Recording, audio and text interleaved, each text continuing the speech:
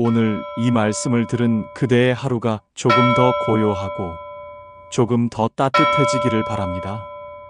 그대의 평화가 곧 세상의 평화입니다. 오늘은 우리가 매일 먹는 음식이 단순한 배를 채울 것이 아니라 우리의 몸과 마음, 그리고 미래까지 만든다는 부처님의 가르침을 살펴봅니다. 지금 잠시 구독과 좋아요를 눌러주시면 영상 제작에 큰 힘이 됩니다. 부처님께서 제자들에게 밝히신 먹음의 업보는 입으로 들어가는 모든 것은 마음의 그릇에 그대로 새겨진다 고 하시며 음식의 업보를 세밀하게 설명하셨습니다. 어느 날 한 제자가 음식이 어찌 다음 생까지 영향을 줍니까? 라 묻자 부처님은 조용히 미소 지으며 한 노인의 이야기를 들려주셨습니다. 옛날 한 노인이 육식을 즐기며 짐승들을 업신여겼는데 마침내 죽은 뒤 소의 몸으로 태어났다고 합니다. 그 노인은 소로 태어난 뒤 사람 앞에 서면 온몸이 떨려왔고 평생 인간에게 받았던 멸시를 되갚는 듯한 인연 속에 살았습니다. 부처님은 제자들에게 말했습니다. 먹는 것은 단순한 섭취가 아니라 다음 생을 향해 씨앗을 심는 행위이다. 제자 아난다도 그 말씀을 듣고 스승님, 그렇다면 어떤 음식이 우리 영혼을 어둡게 합니까? 라고 질문했습니다. 그때 부처님은 분노로 잡은 것, 탐욕으로 취한 것, 고통 속에서 생겨난 것은 영혼을 탁하게 한다 고 답하셨습니다. 부처님은 돼지고기나 생선을 금한 것이 아니라 그것이 어떤 마음으로 취해졌는가를 더 중요하게 여겼습니다. 살생을 위해 고의로 동물을 잡거나 그 죽음을 즐기며 먹는다면 그 마음의 그림자만큼 다음 생이 흐려진다고 하셨습니다. 부처님은 전생의 사냥꾼이던 자가 현생에서 개로 태어나 평생 남의 집 문간을 지키다 죽음을 맞이한 이야기도 들려주셨습니다. 그 사냥꾼은 동물을 죽이며 살아있는 생명을 업신여겼기에 그 업보에 따라 짐승의 몸을 얻게 된 것이었습니다. 음식은 단지 음식이 아니라 그 사람이 쌓아온 마음의 흔적이었고 그 흔적이 모여 다음 생을 결정짓는다는 것이었습니다. 어떤 스님은 늘 남이 버린 음식을 먹으며 이 음식에는 어떤 원한도 없다 고 말했습니다. 그 마음이 바로 청정한 공덕이었습니다. 부처님은 제자들에게 음식 하나에도 업이 숨어 있다 며 탐욕 없는 식사를 강조하셨습니다. 어느 날 한 여인이 음식에 몰래 살생한 생선을 넣었고 그 업보로 다음 생에 물고기로 태어났다는 설화도 전해집니다. 그 여인은 물속의 차가운 어둠 속에서 자신의 지난 생을 떠올리며 내가 속였던 그대로 갚아지는구나 하고 후회했다고 합니다. 부처님은 제자들에게 음식은 마음을 따라온다. 마음이 어둡다면 음식도 어둡다 고 하셨습니다. 스승의 말을 들은 제자들은 하루 한 끼를 먹을 때도 그 마음을 살폈다고 합니다. 부처님은 음식의 탐욕을 불길과 같다고 하셨습니다. 채우려 할수록 커지고 버리면 사라지는 것이기 때문입니다. 한 비구는 탐욕으로 남의 음식을 훔쳐먹어 다음 생에 굶주린 여우로 태어났다는 가르침이 전해집니다. 그 여우는 평생 허기에서 벗어나지 못했고 그 고통 속에서 과거의 자신을 뼈저리게 떠올렸다고 합니다. 부처님은 먹는 행위는 생명을 이어주는 동시에 업을 짓는 단초가 되니 참으로 조심해야 한다. 고 하셨습니다. 사람이 음식에 집착해 다른 생명을 해친다면 그 집착이 바로 사슬이 되어 다음 생에 몸을 묶는다고도 하셨습니다. 그러니 무엇을 먹는가 보다 어떤 마음으로 먹는가가 더 중요한 기준이었습니다. 부처님은 탐욕으로 가득한 음식은 아무리 비싸고 귀해도 영혼을 무겁게 한다고 하셨습니다. 반대로 자비로운 마음으로 나누어 먹는 음식은 메마른 업을 적시고 새로운 인연을 피우게 합니다. 음식을 통해 쌓인 업은 수명, 건강, 다음 생의 몸까지 모두 바꿔놓을 수 있다고 했습니다. 어떤 이들은 삶에서 반복되는 불행이 음식으로 맺힌 업이었음을 뒤늦게 깨닫기도 했습니다. 그래서 부처님은 음식을 살피는 사람은 자신의 마음을 살피는 사람이다 라고 강조하셨습니다. 그리고 마지막으로 바른 음식을 바른 마음으로 먹는 이는 다음 생에서도 바른 몸을 얻는다 라는 말씀을 남기셨습니다. 부처님이 금지하신 살생의 음식이 남긴 무거운 업보입니다. 어느 날 한 사냥꾼이 부처님께 와서 절하며 말했습니다.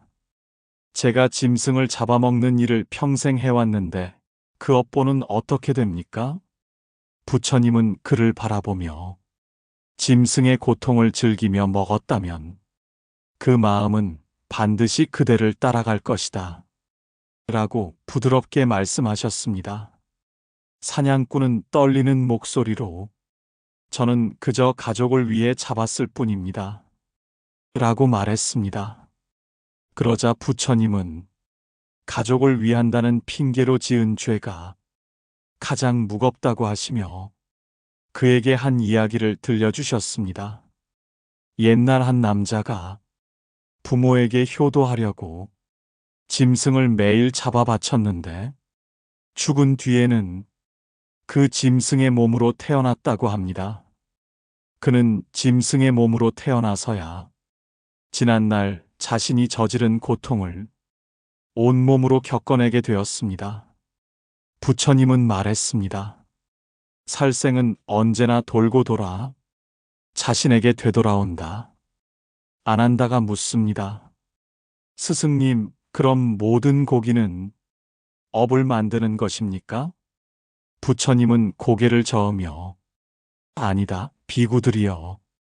살생이 자신으로부터 나오지 않았다면 업은 그만큼 가볍다 고 하셨습니다. 그러나 고의로 누군가에게 살생을 부탁하거나 주문했다면 그 업은 자신이 직접 죽인 것보다 더 무겁다고도 하셨습니다. 옛 경전에는 살생을 즐기던 한 장수가 다음 생에 독수리로 태어나 피를 마셔야만 살아갈 수 있었던 비참한 이야기도 전해집니다. 그 장수는 독수리의 몸을 얻고 나서야 나는 내가 저지른 일에서 단 한 걸음도 벗어나지 못했구나 하고 눈물 흘렸다고 합니다. 부처님은 제자들에게 짐승이 두려움 속에서 죽을 때 그 두려움이 고스란히 그 고기를 먹는 이에게 들어간다 고 설명하셨습니다. 그래서 고통으로 죽은 음식은 영혼을 무겁게 만들고 그 무게가 다음 생의 몸을 결정짓는다고 했습니다. 한 제자가 말했습니다. 스승님, 저는 단지 남이 내어주는 고기를 받아먹었을 뿐입니다. 그러자 부처님은 받아먹는 마음이 탐욕이라면 그것 또한 업을 짓는 것이다 라고 답하셨습니다. 탐욕으로 먹은 음식은 몸에 들어오자마자 어둠의 씨앗으로 변해 미래를 향해 뿌리 내린다고 했습니다. 반대로 자비로 먹은 음식은 행복의 씨앗으로 바뀌어 다음 생의 길을 밝힌다고 했습니다. 부처님은 사람의 생명과 동물의 생명은 값이 다르지 않다고 강조하셨습니다. 누구든 생명을 가볍게 여기는 자는 자신의 생명을 가볍게 여기는 것이다. 라는 말도 이어졌습니다. 어떤 스님은 살생 없이 나누어 먹는 공약만으로도 지난 생의 업이 사라졌다는 기적 같은 인연담도 있습니다. 그 스님의 얼굴이 점점 부드러워지고 밝아지자 사람들은 말했습니다. 그대의 음식이 그대를 바꾸었구나. 부처님은 살생에서 비롯된 음식은 영혼을 거칠게 만들고 마음의 결을 흐트러뜨린다 하셨습니다. 그 흐트러진 마음은 다음 생을 끌어당기는 힘을 약하게 만들어 짐승의 몸으로 떨어지기 쉽다고 했습니다. 그래서 부처님은 먹는 것 하나에도 자비를 새겨 넣어라 라고 제자들에게 거듭 강조하셨습니다. 자비가 없는 음식은 아무리 좋은 것이라도 그 자체가 업보의 씨앗이 된다고 했습니다. 제자들은 식사할 때마다 그 음식의 인연을 떠올렸고 누구의 고통이 없었는지를 먼저 살폈습니다. 그렇게 하루하루 자비로운 식사를 이어간 이들은 마음이 맑아지고 말과 행동 또한 밝아졌다고 합니다. 부처님은 마지막으로 말했습니다. 자비 없이 얻은 음식은 언젠가 그 값을 되돌려받게 된다. 그래서 스승은 항상 먹는 행위는 수행이며 청정한 음식은 청정한 다음 생을 부른다. 라고 가르치셨습니다. 부처님이 금하신 탐욕의 음식이 불러오는 어둠의 윤회입니다. 옛날 기원 정사에 음식에 대한 집착이 심한 비구가 있었는데 그는 늘 남들보다 더 많이, 더 맛있는 것을 먼저 차지하려 하였습니다. 아난다가 그를 보고 그대는 왜 항상 탐하는가? 하고 부드럽게 묻자 그 비구는 얼굴을 붉히며 말했습니다. 저도 모르게 입이 먼저 움직입니다.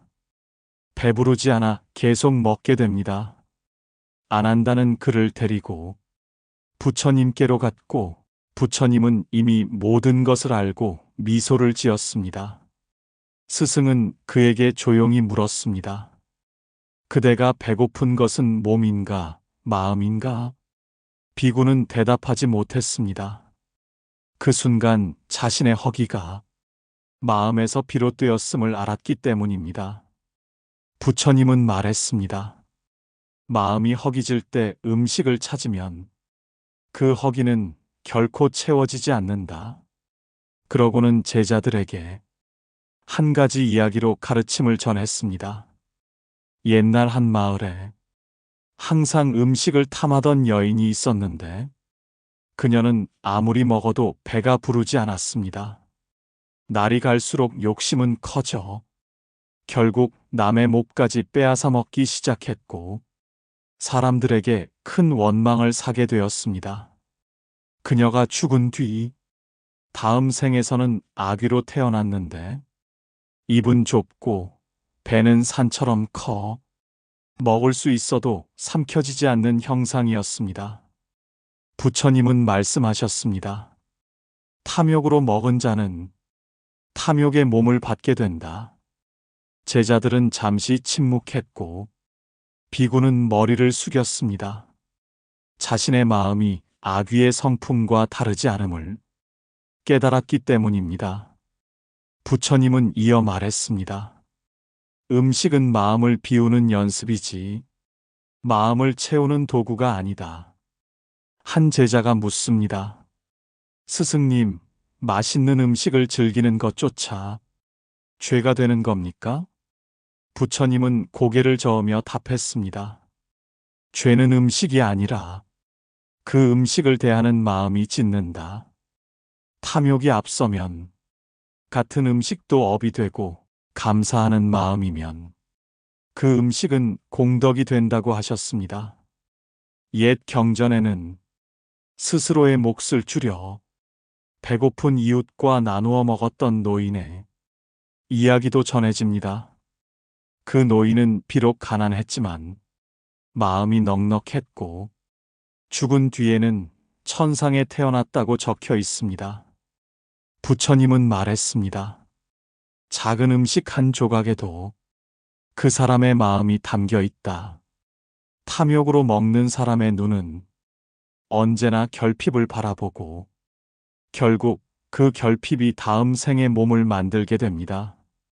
반대로 만족을 알고 나누는 사람의 마음은 밝은 빛을 품고 있어 그 빛이 다음 생을 향해 길을 밝힌다고 하셨습니다. 한 스님이 부처님께 했던 말이 있습니다. 스승님, 저는 배가 고플까 두려워 항상 음식만 생각하게 됩니다. 부처님은 조용히 답했습니다. 음식을 두려워하는 것이 아니라 그대의 마음이 음식을 붙잡고 있는 것이다. 음식을 향한 두려움은 결핍의 업을 만들고 그 업은 다시 수행을 방해하는 어둠으로 변해 돌아온다고 했습니다. 그래서 부처님은 식사 전에는 반드시 마음을 고요히 하라고 제자들에게 당부했습니다. 고요한 마음은 욕망을 잠재우고 욕망이 잠재워지면 그 사람의 말과 행동이 맑아진다고 하셨습니다. 이 맑아진 마음으로 살아간 자는 윤회의 굴레 중 가장 낮은 곳으로 떨어지지 않는다 하였습니다.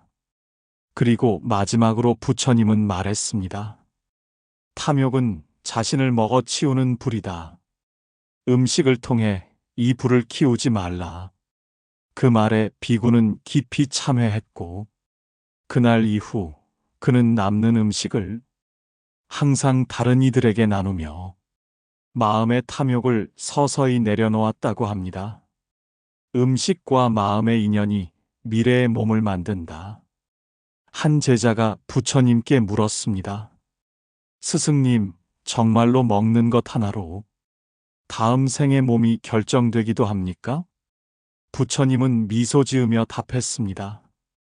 그대가 먹는 것이 곧 마음의 형상이 되고 그 마음이 다음 생의 형상을 만든다.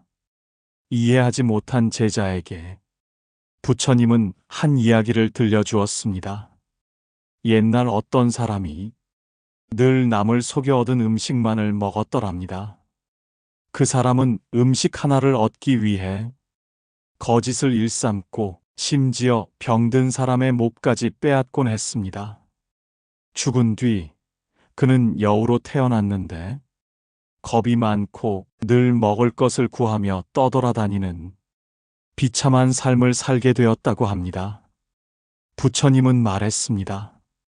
마음이 만든 거짓은 거짓의 몸을 부른다. 어떤 이는 항상 다른 생명에게 두려움을 주며 힘으로 음식을 뺏었습니다. 그 사람은 다음 생에 굶주리는 승냥이로 태어났다고 합니다. 부처님은 설명했습니다. 두려움을 주는 자는 두려움 속에서 태어난다. 반대로 어떤 이는 남는 음식이 있을 때마다 거지가 지나가면 기꺼이 나누어 주었는데 죽은 후에는 인간보다 더 밝은 세계에 태어났다고 합니다. 부처님은 제자들에게 음식은 가장 작은 공양이지만 가장 큰 업보를 남긴다. 라고 말씀하셨습니다. 한 스님이 궁금해 물었습니다. 스승님, 청정한 마음이면 무엇을 먹어도 괜찮습니까? 부처님은 고개를 저으며 청정한 마음은 다른 생명에게 해를 끼치지 않는다. 라고 답했습니다. 즉, 마음이 청정하면 자연히 해로운 음식은 멀어지고 자비로운 음식이 가까워진다는 뜻이었습니다. 옛 경전에는 고기를 너무 좋아하던 남자가 죽은 뒤 돼지로 태어나 마구간에서 고통받았다는 이야기도 기록돼 있습니다. 부처님은 말했습니다. 그대가 입으로 받아들인 것은 곧 업이 되어 그대에게 되돌아온다. 한 제자는 그렇다면 스승님, 저희는 무엇을 먹어야 합니까? 라고 조심스레 여쭈었습니다. 부처님은 조용히 말했습니다. 죽음이 담기지 않은 음식, 고통이 담기지 않은 음식, 탐욕이 담기지 않은 음식을 먹어라. 그 음식이 비록 작고 검소하더라도 그대의 마음은 맑아지고 삶은 가벼워질 것이다. 또 부처님은 강조했습니다. 내가 금한 것은 음식이 아니라 음식에 깃든 마음의 성질이다. 어떤 사람은 같은 음식을 먹어도 탐욕으로 먹고 어떤 사람은 감사로 먹습니다. 이 차이가 각자의 미래 생을 갈라놓는 결정적인 요인이 된다고 했습니다. 한 스님은 수행 중 항상 감사합니다. 라는 마음으로 공양을 했는데 몇 년 뒤 그의 얼굴은 비단처럼 고와졌습니다. 사람들이 이유를 묻자 스승은 말했습니다. 그대의 얼굴은 그대가 먹어온 마음을 담는다. 부처님은 제자들에게 음식 앞에 앉으면 먼저 그 음식이 어디에서 왔는지 살피라고 가르쳤습니다. 이것이 고통의 결과인가, 자비의 결과인가, 이것을 분별하는 것이 올바른 수행의 시작이라고 했습니다. 고통에서 온 음식은 고통의 세계로 이끄는 기운이 있고, 자비에서 온 음식은 밝은 세계를 향해 길을 여는 힘이 있다고 했습니다. 그래서 스승은 말했습니다. 음식은 단순히 배를 채우는 것이 아니라 미래를 만드는 씨앗이다.